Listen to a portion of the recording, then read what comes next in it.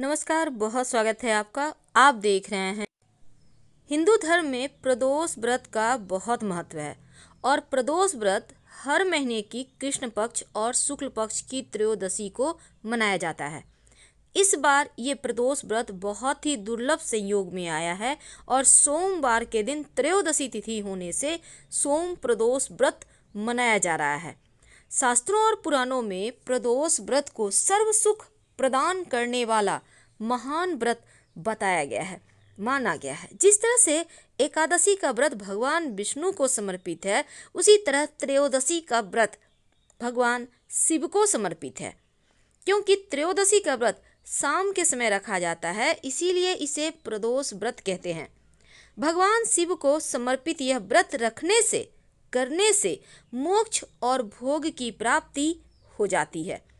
चूँकि शिव जी की कृपा के लिए ये व्रत रखा जाता है, तो सोमवार को यदि त्रयोदशी तिथि होती है तो उसे सोम प्रदोष कहा जाता है, और यदि मंगलवार को हो तो भौम प्रदोष कहा जाता है।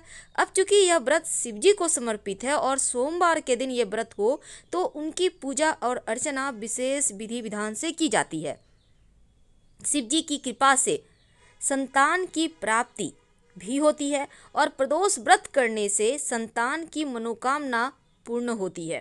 क्योंकि इस बार ये व्रत बहुत ही दुर्लभ संयोग में आया है और पौराणिक मान्यताओं के अनुसार प्रदोष व्रत की तिथि भगवान शिव कैलाश पर्वत पर अपने रजत भवन में नृत्य करते हैं। प्रदोष व्रत के दिन वो जो प्रदोष तिथि होती है, त्रयोदशी तिथि, शिव जी अपने कैलाश पर्वत पर रजत भवन में नृत्य करते हैं और सभी देवी देवता उनकी स्तुति करते हैं।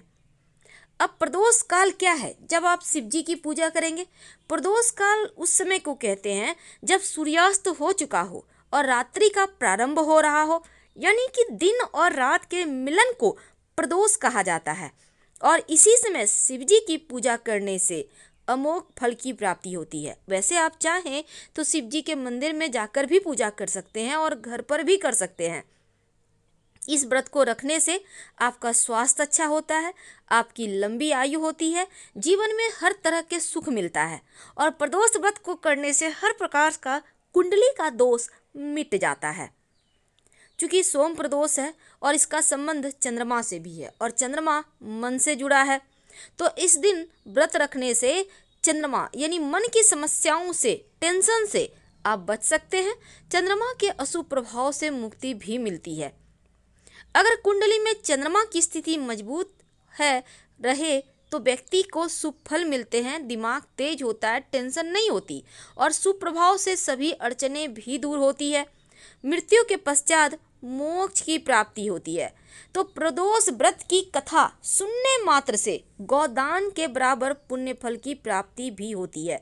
क्योंकि इस बार शुभ योग में सोम प्रदोष व्रत मनाया जा रहा है, क्योंकि इस दिन सर्वार सिद्धि योग, आयुष्मान योग, रवि योग और अमृत काल का शुभ प्रभाव, शुभ संयोग भी बना हुआ है।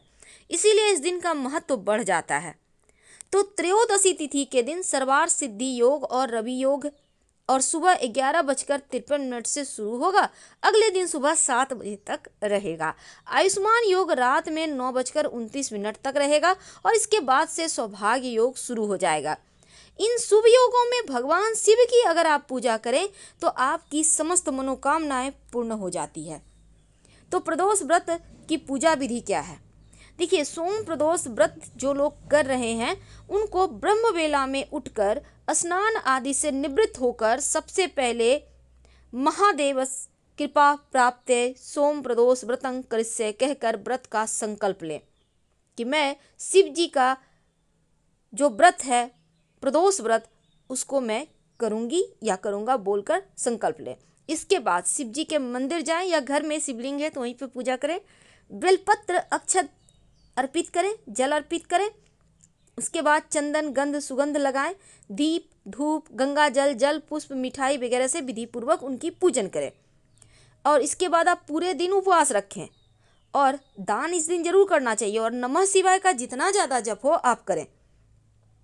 आपने त्रयोदशी पर प्रदोष काल में यानी सूर्यास्त से 3 घड़ी पहले शिव जी की पूजा कर लीजिए और सोम प्रदोष व्रत की पूजा शाम 4:30 से शाम 7 बजे के बीच करना शुभ फलदायी है। इसके बाद आप अन्न तो नहीं खाएंगे, लेकिन हाँ, आप फल जल ग्रहण कर सकते हैं। लेकिन शिव जी की जो ये आप प्रदोष व्रत करेंगे, पशुपति व्रत भी इस दिन से आप अगर चाहते हैं स्टार्ट करना तो कर सकते हैं। दुर्लभ संयोग शुभ संयोग में आया है तो आप इस दिन से कर सकते हैं। अगर आप प्रदोष व्रत के साथ पशुपति व्रत भी दोनों ही हो जाएगा। लेकिन सवाल है कि पशुपति व्रत आप कब करें, क्यों करें? देखिए, जब हो जीवन में बहुत मुश्किल हो, ऐसी टेंशन हो, ऐसे मुश्किल की घड़ी में आप फंस गए हो जो समस्या आप किसी को बता ही नहीं सकते, ना अपनों को और गैरों को तो बता ही नहीं सकते। खैर, तो जब जीवन में आप मझधार में फंसे हो, कोई रास्ता ना निकल पा रहा हो आगे बढ़ने के, आप बिल्कुल टूट से गए हो, तब एक बार आंखें बंद कर शिव जी पर भरोसा करें और पशुपति व्रत को करें। 5 सोमवार मात्र ये व्रत रखना है। आप इस बार के सोमवार से भी शुरू कर सकते हैं, या फिर आप अभी अगर नहीं कर सकते हैं तो श्रावण माह में भी आप शुरू कर सकते हैं, कोई दिक्कत नहीं है। तो इस व्रत को करने के नियम क्या है? देखिए, हम चूंकि प्रदोष व्रत की बात करें उसके बारे में भी जानेंगे, लेकिन इस व्रत को अगर आप करना चाहते हैं, अगर जीवन में जैसे होता है ना, व्यापार नहीं चल रहा, आपके बीमारी बढ़ गई है, आपका घर नहीं है, बच्चों का विवाह नहीं हो रहा, नौकरी नहीं मिल रही, स्वास्थ्य की समस्या है, नाना प्रकार के टेंशन होते हैं। कोई भी टेंशन हो, कैसी भी मुश्किल हो, जब लगे कि चारों तरफ से हार गए हैं तो एक बार इस व्रत को जरूर कीजिएगा। तो कैसे करेंगे पूजा? सुबह सुबह आप 1 लोटा जल, बेलपत्र जो भी आपके पास है लेकर, कुछ मीठी मिश्री गुड़ लेकर चले जाए शिव जी के मंदिर में। जाकर शिव जी का अभिषेक करें, पूजन करें, नमः शिवाय का खूब जप करें, और जो थाल लेकर आप जाएंगे शिव जी की पूजा करने, आप वो थाल आप अगर आप घर में करते हैं तो उस थाल को रहने दें, और अगर आप मंदिर जाकर करते हैं तो सबसे अच्छा होगा। आप जाकर पूजा करके चले आएँ और दिन में आप फल और कुछ मीठा खा सकते हैं, जल पी सकते हैं। पूरी तरह से उपवास ना भी रहें तो फल और मीठा खा के आप जल पी लें। शाम के समय आप अपने घर से 6 दिया, याद रखिए मिट्टी का 6 दिया, आप चाहे तो आटे का भी दिया बना सकते हैं। तो ये दिया आप एक थाली में, जो थाली आपने सुबह पूजा की है उस थाली को आपको धोना नहीं है, उसी थाली में 6 दिया, थोड़ा थोड़ा चावल रख लें साइड में थाली में, और 6 दीपक लगा लें। घी का दिया, उस दीपक में घी होगा और लाल धागे की बाती हो तो अति उत्तम। और इसको आप लेकर शिव जी के मंदिर में जाएं। अगर पास में मंदिर है तो घर से भी जला के जा सकते हैं, लेकिन कोशिश करें शिव जी के मंदिर में ही जलाने का। अब जाकर शिव जी के पास बैठ जाए और उसके बाद इन 6 दीपक को आप जलाएं। जलाने के बाद 5 दीपक शिव जी के सामने थोड़े थोड़े चावल के दाने रखकर उसके ऊपर दीपक लगाकर शिव जी के सामने रख दें। और कुछ मीठा बनाकर, यानी आप हलवा बनाकर भी ले जा सकते हैं शिव जी को भोग लगाने, या आपके नहीं बना सकते हैं अगर तो आप गुड़ की डली, इतना गुड़ ले लें कि उसका आपको 3 भाग करना है। ले जाकर आप शिव जी को जो आपने गुड़ या मीठा ले गया है उसका 3 हिस्सा करें। 2 हिस्सा शिव जी के मंदिर में किसी पत्ते या दोने पर आप रख दें, 2 हिस्सा, और जो भी है आपके पास मीठा, और 1 हिस्सा थाली में रखें। जो दीपक है थोड़ा थोड़ा चावल का दाना रखकर 5 दिया शिव जी के मंदिर में शिव जी के सामने लगा दें, और 1 दीपक, जलता हुआ दीपक, याद रखिए जलता हुआ दीपक एक थाली में अपने रख लें। अब इसके बाद ये दीपक आप रख लेंगे थाली में, और जो मीठा है उसको भी 3 हिस्से में 1 हिस्सा रखना है, 2 हिस्सा शिव जी के मंदिर में रख देना है शिव जी के सामने। 31 यानी 31 दाने हरा मूंग आपको नंदी जी महाराज को अर्पित कर देना है, यानी उनको चढ़ा देना है। 31 यानी 31। और अगर आप चाहें तो सुबह में भी नंदी महाराज को चढ़ा सकते हैं, लेकिन मीठा का भोग शाम में ही लगाना है शिव जी को, इस बात का ध्यान रखिएगा। अब जो दीपक है उसको लेकर आप अपने घर चले आइए।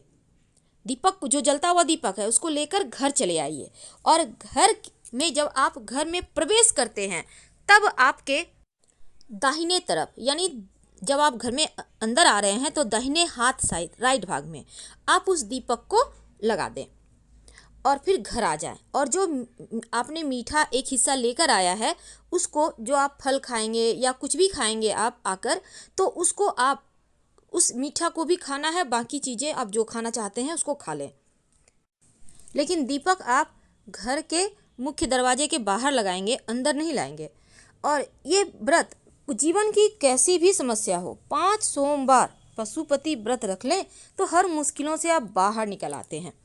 क्योंकि हम बात कर रहे हैं सोम प्रदोष की, इस दिन संतान प्राप्ति के लिए एक छोटा सा प्रयोग कीजिएगा। सफ़ेद आक का वही पुष्प जो शिव जी को अर्पित किया जाता है, सफ़ेद आकड़े के पौधे की जड़ थोड़ा सा ले आइए।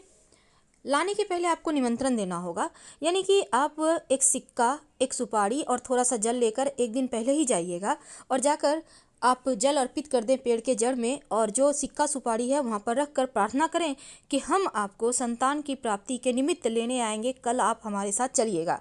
अगले दिन जाकर थोड़ा सा जड़ ले आइए, उसको धोकर शुद्ध कर लें।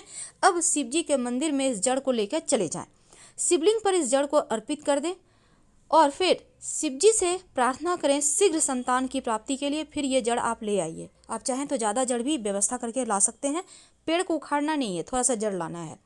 अब इस जड़ को आप अपने कमर में, खासकर जो महिला चाहती हैं संतान प्राप्ति, वो अपनी कमर में लाल या सफ़ेद धागा में बांध लेंगी और थोड़ा सा एक्स्ट्रा रखिए। आप अपने बेडरूम में भी रख सकती हैं, नहीं तो थोड़ा सा पूजा जो आपका घर है वहाँ स्टोर करके रख लें और इसको 3 महीने तक लगातार बांधे रहने दें। खुल जाए तो फिर से बांध लीजिए, खो जाए तो फिर से दोबारा से फ्रेश वाला जो आपने एक्स्ट्रा रखा है उसको बांध लीजिए। आप देखिए शिव जी की कृपा से संतान की प्राप्ति शीघ्र अतिशीघ्र होगी। आप अपने घर के मुख्य दरवाजे पर भी इसको बांध सकते हैं, नज़र दोष से रक्षा होगी। धन्यवाद।